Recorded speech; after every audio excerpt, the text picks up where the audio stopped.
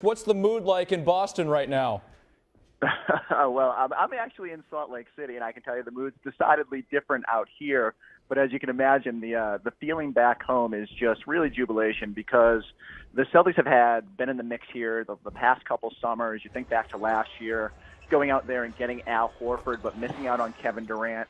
You know, you feel like the Celtics have been pursuing that big player, that guy that might be able to put them over the top and move them a little bit closer to competing with the Cleveland Cavaliers here in the East.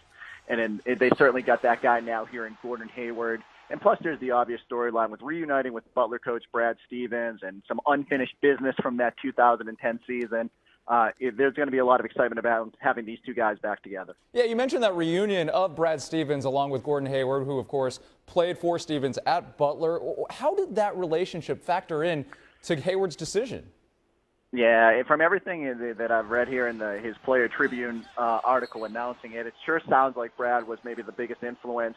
I thought it was interesting how he reflected back on his decision to leave Butler after 2 years and how he confided in Brad and, you know, really had a heart-to-heart with him about going into the NBA draft. And you got the sense that when they sat down there Sunday in Boston, they had another big conversation about, you know, what it would mean to have to leave Utah, but the possibilities in Boston. And having that comfort level with Brad was certainly something that attracted Gordon to Boston and probably made that decision to leave this comfort zone a little bit easier. I think if you're Gordon Hayward, you know the way. You know, Brad Stevens tells the story all the time. Gordon Hayward was a tennis player in Indiana when he found him and kind of molded him into a very good basketball player. And now I think Hayward is probably pretty eager to see how Brad can take his all-star talents and help them both achieve both his individual goals and his team goals for you know, championship timetable on this sort of stuff. We waited till 12:01, breathlessly following all your tweets the other night. But now, what's the timetable for him? Because he seems like he's the biggest fish out there at this very moment. Well, listen, going into this, he had hoped maybe 24, 48 hours. But I think that this is very likely going to be a really difficult decision for him because he's got a great situation in Utah. They've got good young talent. He's become an all-star there. He's playing with a great general manager, a coach who's built an offensive system around him. Miami, Boston are very attractive. There's a lot to like there.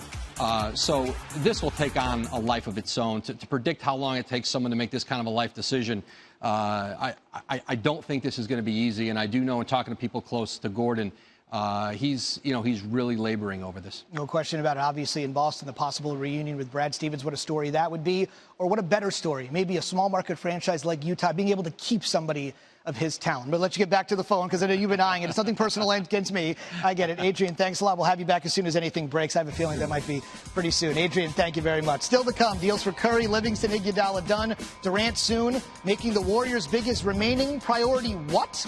You might be surprised at the answer from our Warriors insider. That's coming up in just a First pick in the 2017 NBA Draft. The 76ers select Markelle Fultz. It's unbelievable, really. Something I've been dreaming about. He's already promising some big-time things. The Sixers did not get much big-time production out of the point guard position last year. Philly's point guards averaged 9 points a game, with only the Bulls averaging fewer. In fact, the last Sixers guard of any kind to average 20 a game, AI. That was over 10 years ago. Now he's playing 3-on-3 for Ice Cube. No pressure there, Markelle. The scoring wasn't an issue for Fultz in college. Put up over 23 points per game a year ago, and his one-and-done year at Washington would happen to be the most of any major conference player. Fultz in action tonight. He's going to be taking on Tatum, so the 1-3 swap rears its head again. Mark J. Spears is in Salt Lake City, so you tell me, tip-off 7 Eastern, less than an hour away. You're on the court. What's the buzz for these two getting together for the first time of many, I would think? Well, everybody's excited about Markelle Fultz's debut. Luck would have it that he would be playing against the Boston Celtics in his first Summer League game. You know, the Celtics decided not to take him, traded down 2 spots with Philly, and instead took the 3rd pick. They were asked, he was asked about whether or not it bothered him that the Celtics did that or that he's playing him the first game. And he said, no, it's just another Summer League game. I don't believe that. I met this kid at the Hoop Summit last year, and I asked him about Josh Jackson being the #1 ranked kid on ESPN. He said, well, I think I'm the #1 ranked kid. So this kid's pretty competitive. He's given us some coach speak.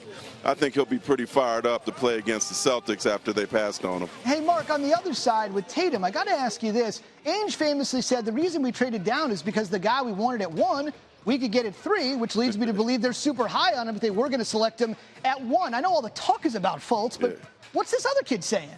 Yeah.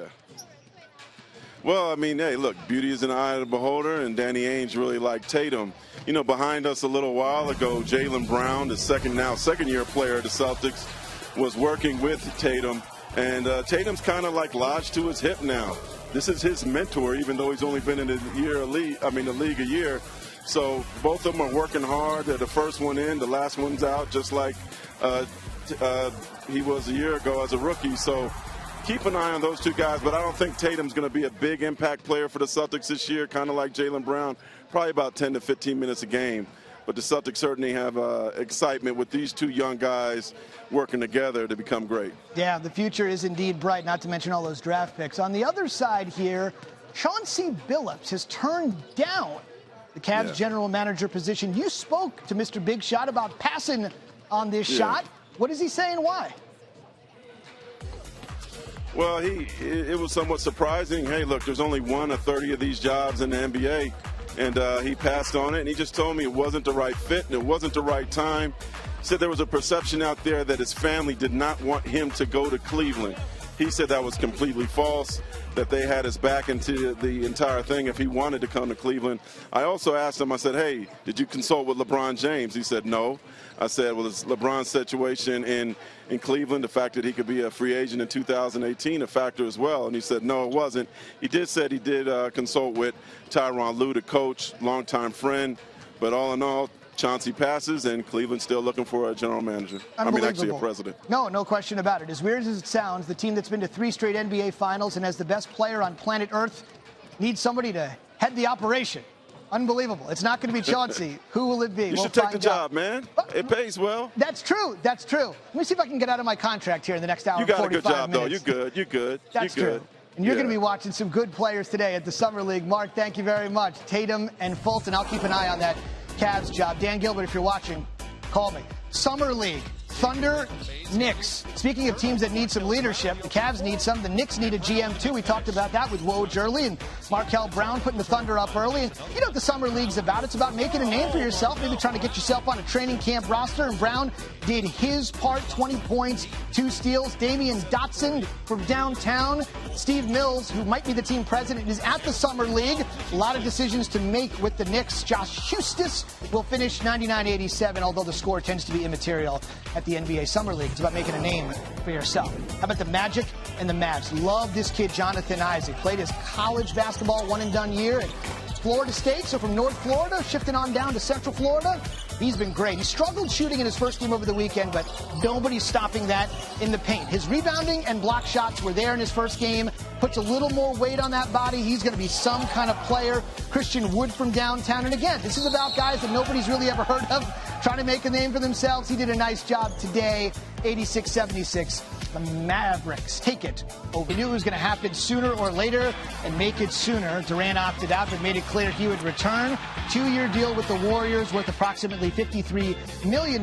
In just moments, we'll find out exactly why it's that particular length and that amount of money and what could be to come. Our Chris Haynes broke the story, and he is here. So the NBA's first $200 million man is Curry, Livingston, Iguodala, West, and now the big one, KD. Tell me why it's 2 years and the money. What's this all about? Well, look, the money is all about Kevin Durant. Look, that is a selfless act. A guy who's coming off of winning the finals, MVP, coming back and taking about $9 million less than what his max is. He's doing that to be able to have the Warriors go out there and have enough room to be able to bring somebody else in via free agency.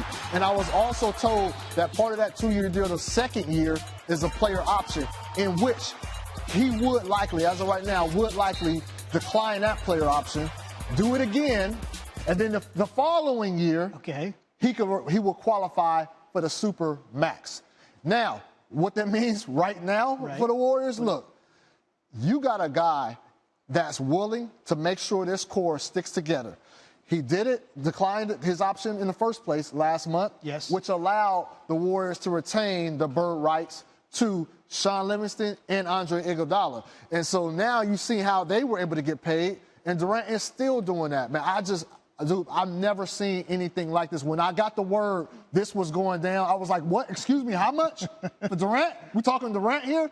And I'm surprised. I think like everybody else is. So we'll call it the Durant discount for now, if you could call $53 million a discount. But after you saw him in the NBA Finals, I think we know exactly what Chris is talking about. So let's think about this macro. You got a $200 million player in Steph Curry. This guy is eventually going to get his money. Iguodala got his money. Livingston and West, smaller deals. Clay's going to have to get his money. Joe Lacob, the owner, has said, money is no object, not just a cliche. We're willing to do whatever. So you tell me, eventually, with the salaries and then the luxury tax, how much money are they going to be shelling out to keep this intact? Well, it's going to get bizarre, and it's going to get. But look, Zoop, when you have a roster that's put together right now, look, people jumping on them talking about it's a super team, they did it the wrong way. Well, most of their guys are guys that they drafted and they developed into these type of players. Correct. And so the Warriors are always going to have the right to pay whatever they want to pay. They'll but keep them because those are bird guys.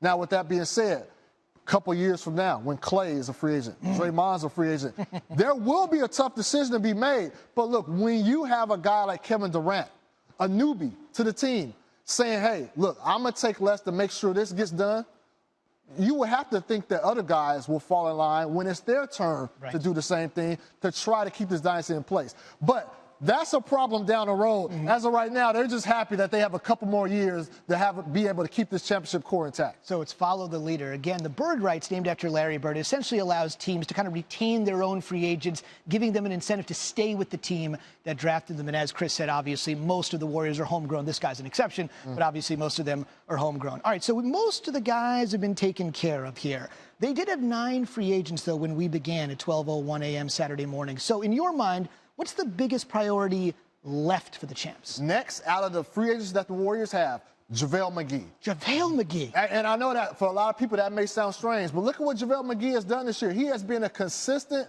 producer off the bench for the Warriors. He gives them that aerial threat.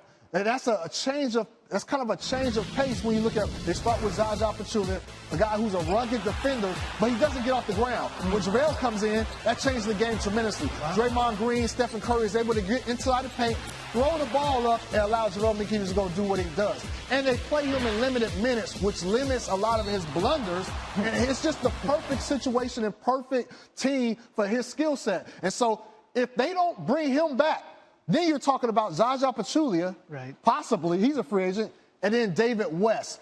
2 similar guys who stay on the ground. Below the basket. Below the basket. You need that above the basket threat in JaVale McGee. I think he's their next priority. Did you hear that, Shaq? JaVale McGee. You heard it here first from Chris Haynes. A home run move today with the Warriors getting Durant at a discount. Chris, thank you.